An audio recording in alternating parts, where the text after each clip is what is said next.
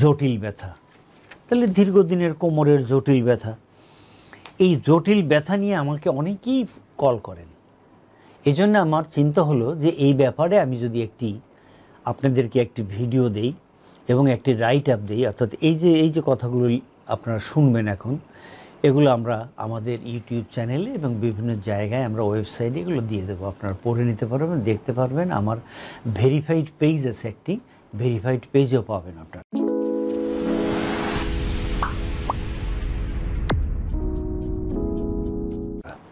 তাহলে আমরা এখানে কি বলবো, এই দীর্ঘদিনের ব্যথার এটা মাথায় আসছে। আমার কয়েকজন রুগী বলছে, স্যার আমার তো দীর্ঘদিনের ব্যথা ছিল, আপনার এই চিকিৎসা এবং উপদেশ শুনে আমার ব্যথা ভালো হয়ে গেছে। জিজ্ঞেস করলাম ওষুধ খেয়েছেন? বলে না, ওষুধ খাইনি। তাহলে আমরা এখন বলতে পারি ঔষধ ছাড়াই দীর্ঘদিনের ব্যথার চিকিৎসা, এবং এই চিকিৎসায় আমার রুগীজন সমাদৃত। আমি এই রুগীজন বলেছেন যে তারা ঔষধ খায় নাই, উপদেশ শুনছে, এক্সারসাইজ করছে, আল্লাহ ভালো করছেন। ওকে, চলুন। অনেকেই দীর্ঘস্থায়ী ব্যথা নিয়ে জীবনযাপন করছেন। এই ব্যথা প্রতিদিনকার কাজকে কঠিন থেকে কঠিনতর করে দেয়। পেইন কিলার খেলে ব্যথা কমে যায়, এর কিন্তু রুগীরা বলছে যে পেইন কিলার খেলে ব্যথা কমে যায়, কিন্তু এর সুবিধা অসুবিধা দুটোতেই রয়েছে, এবং পেইন কিলার বন্ধ করলে আবার ব্যথা চলে আসে। গবেষকদের মতে দীর্ঘ সময় পেইন কিলার ব্যবহার করলে আপনার এই ভিতরের বিভিন্ন অর্গ্যান আছে, আপনি খাওয়ার পরে কোথায় যায়, স্টমাক থেকে ব্লা ব্লা ব্লা, এখানে লিভার আছে, এখানে কিডনি আছে, এদের যেখান দিয়ে আপনার এই প্রসেসটা হয়, প্রত্যেকটাতেই একটা কষ্ট দিতেই পারে। এটাই স্বাভাবিক, কারণ আপনি এই জিনিস বারবার খাচ্ছেন। দীর্ঘস্থায়ী ব্যথার চিকিৎসায় শুধু ওষুধ খেতেই হবে এমন কথা নেই। এখানে ওষুধ ছাড়াই ব্যথা কমানোর উপায় আপনাদেরকে আমি এখন বলবো। আমার অন্যান্য রোগীরা যেভাবে ভালো হয়েছেন, ভালো বলছেন, ঠিক সেভাবেই আপনাদেরকেও বলছি। ফিজিওথেরাপি চিকিৎসা। ফিজিওথেরাপি চিকিৎসা পার্শ্ব প্রতিক্রিয়াহীন একটি ব্যথা নিরাময়ের খুব কার্যকারী, জাদুকরী, অত্যাধুনিক চিকিৎসা। অবশ্যই মনে রাখবেন, ফিজিওথেরাপি চিকিৎসার জন্য সঠিক হয়। ব্যথা কমাতে সঠিক ফিজিওথেরাপি চিকিৎসার কোনো জুড়ি নেই। ফিজিওথেরাপি চিকিৎসা দুর্বল মাংসকে সবল করে, খাটো মাংসকে লম্বা করে, সহজে ব্যথা কমাতে সাহায্য করে। যেমন সার্ভিক্যাজনিক হেডেক, ঘাড় ব্যথা, পিঠ ব্যথা, কোমর ব্যথা, হাঁটু ব্যথা, গোড়ালি ব্যথা, এই সমস্ত ব্যথাতে ফিজিওথেরাপি চিকিৎসার জুড়ি নেই। ফিজিওথেরাপি চিকিৎসা এক্সেলেন্টলি এখানে কাজ করে। ফিজিওথেরাপি চিকিৎসা করার পূর্বে বা শুরু করার পূর্বে একটা অ্যাসেসমেন্ট দরকার। সে রুগী এসে বলল যে আমার তো এখানে ব্যথা, এই আঙ্গুল উঠালে ব্যথা পাই, তাহলে এখানে অ্যাসেসমেন্ট করে দেখতে হবে যে এই আঙ্গুল উঠালে কোন কোন স্ট্রাকচার কাজ করে।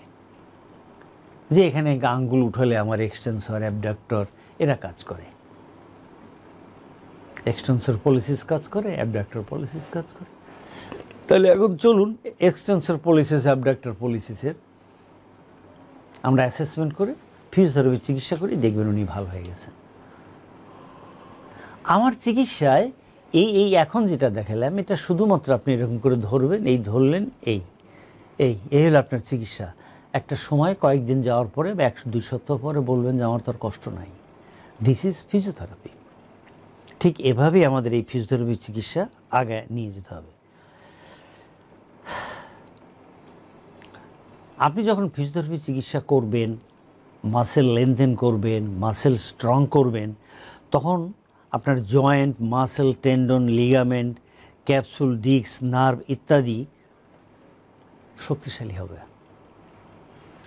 এছাড়াও ল্যাবরেটরি ও রেডিওলজিক্যাল টেস্টের মাধ্যমে দেখতে হবে অন্য কোনো স্ট্রাকচারে প্রবলেম আছে কিনা। যেমন আমরা এখানে দেখে নিতে পারি, এখানে আমরা কি করতে পারি, আলট্রাসোনোগ্রাম, মাস্কুলোস্কেলেটাল আলট্রাসোনোগ্রাম করে আমরা এটা বের করে দিতে পারি। তবে মনে রাখবেন, সঠিক চিকিৎসায়, সঠিক ফিজিওথেরাপি চিকিৎসায় আল্লাহ পাক আপনাকে ভালো করবেন ইনশাল্লাহ ইনশাল্লাহ। Next one, exercise. নিয়মিত এক্সারসাইজ ব্যথা কমাতে সাহায্য করে। আমি সবসময় বলে থাকি এক্সারসাইজ একদম ব্যথা এরকম চেঁচে নিয়ে যায়, ইভাকুয়েট দ্য পেইন। এক্সারসাইজ ব্যথা কমাতে সাহায্য করে। দীর্ঘস্থায়ী ব্যথা কমানোর একটি শক্তিশালী উপায় হলো এক্সারসাইজ। এক্সারসাইজ করলে বা এক্সারসাইজে সক্রিয় থাকলে রোগীদের এন্ডোরফিন, ডোপামিন ও টিস্যু অক্সিজেনের মাত্রা বেড়ে যায়। এই সব কিছু কেবল ব্যথায় কমায় না, ব্যথাই যে কমায় তা নয়, মেজাজও ভালো রাখে, ঘুমের উন্নয়ন ঘটায়। এটা খুবই ভালো। অনেকেই ঘুমাতে পারে না বলে ঘুম হয় না। এই কাজ করেন, এক্সারসাইজ করেন, ঘুমের উন্নয়ন হবে।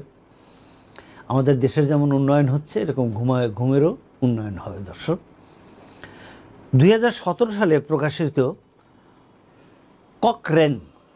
ককরেন রিভিউ বলে একটা পত্রিকা আছে। এই ককরেন রিভিউর অনুসারে অ্যারোবিক এক্সারসাইজে ফাইব্রোম্যালজিয়ার রোগীদের জীবনের মান বাড়ে ও ব্যথার তীব্রতা কমায়। অর্থাৎ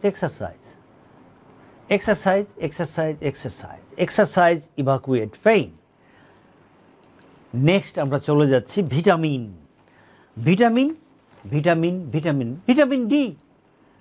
ডি আপনি নেন রৌদ্র থেকে। ভিটামিন ডি আপনি যত নেবেন আপনার ব্যথা কমবে। ভিটামিন ডি নিলে আপনার ব্যথা কমবে। ভিটামিন ডি দীর্ঘস্থায়ী ব্যথা কমাতে, ঘুমের মান বাড়াতে ভিটামিন ডির গুরুত্ব এবং ভিটামিন ডি অনেক অবদান রাখে। 2017 সালে জার্নাল অফ এন্ডোক্রাইনোলজিতে প্রকাশিত রিভিউ অনুসারে গবেষকরা দেখেছেন যে ভিটামিন ডি সাপ্লিমেন্ট কেবল ঘুমের সমস্যায় প্রশমিত করেনি, দীর্ঘস্থায়ী ব্যথা কমাতেও সাহায্য করেছেন। দীর্ঘস্থায়ী ব্যথা কমাতেও সাহায্য এবং সহায়ক হয়েছে।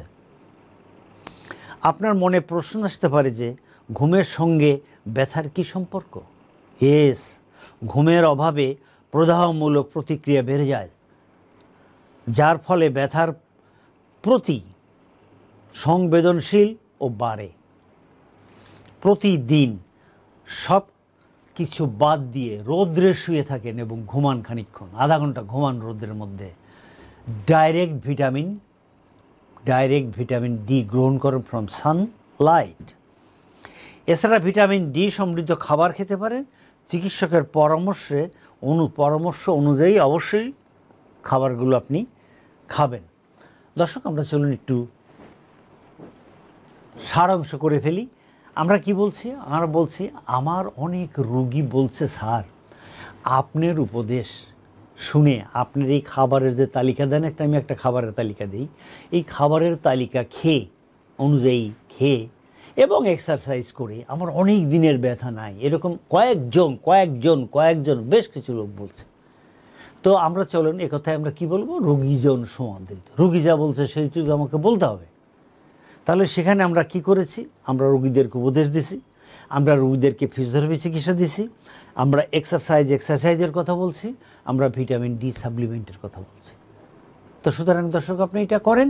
এটা করলে আমার বিশ্বাস আপনার ওষুধ ছাড়াই আপনি দূর করতে পারবেন দীর্ঘদিনের জটিল ব্যথা।